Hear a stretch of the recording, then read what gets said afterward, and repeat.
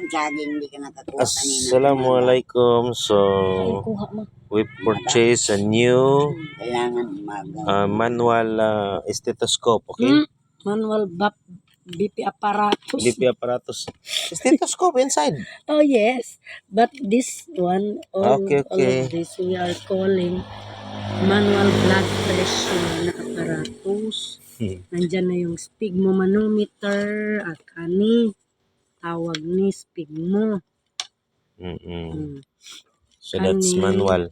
Yes. Manual is better than the digital one. All right. This is Nakainuman ako ma. good Kanina umaga. Okay. Kani stethoscope. Oh, malaglag.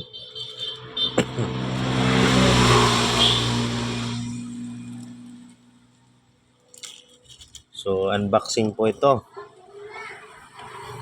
So, ito yung nilalagay sa dibdib, likod, tiyan, o sa braso, o pan-check ng doktor.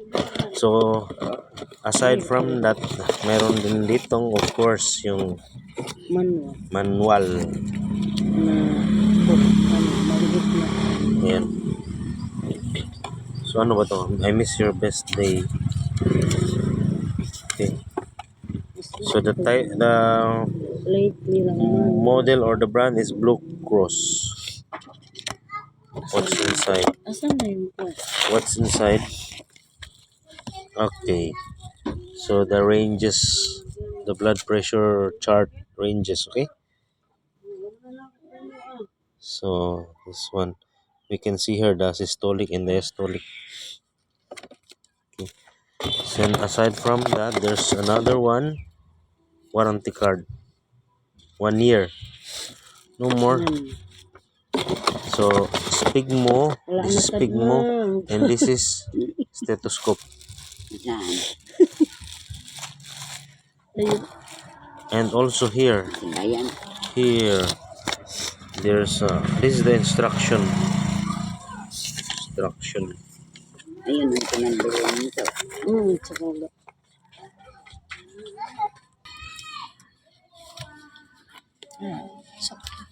Okay. So I used to test my blood pressure and my Tia NTU before in Lopez Quezon. Good one ma. Because Dr. Florida taught me to monitor the to use this manual to monitor the blood pressure of the oldest. Okay. This is the first use of this BP apparatus. Make it sure na nandyan sa aorta. Yung sa may pulse ba? Kasi para malapit sa heart. Nandito man yung heart sa kabila. Pwede naman kasi ginagamit mo man sa oo, sa right hand pero kasi ginagamit mo kamay. Kaya usually pwede na i-check by 4 limbs. Bakit dyan? Okay, kasi reading naman na kahit saan. Kung halimbawa gusto mong ilagay dito, sige, ilagay dito. Pero so, nandun na. Di man siya. Para, kahit saan man kung saan ang komportable. Kaya check natin kung may pulse ba diha. Yun dapat. So, I can feel the pressure now.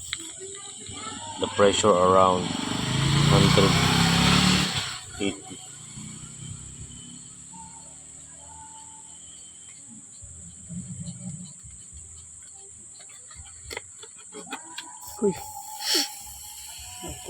One more.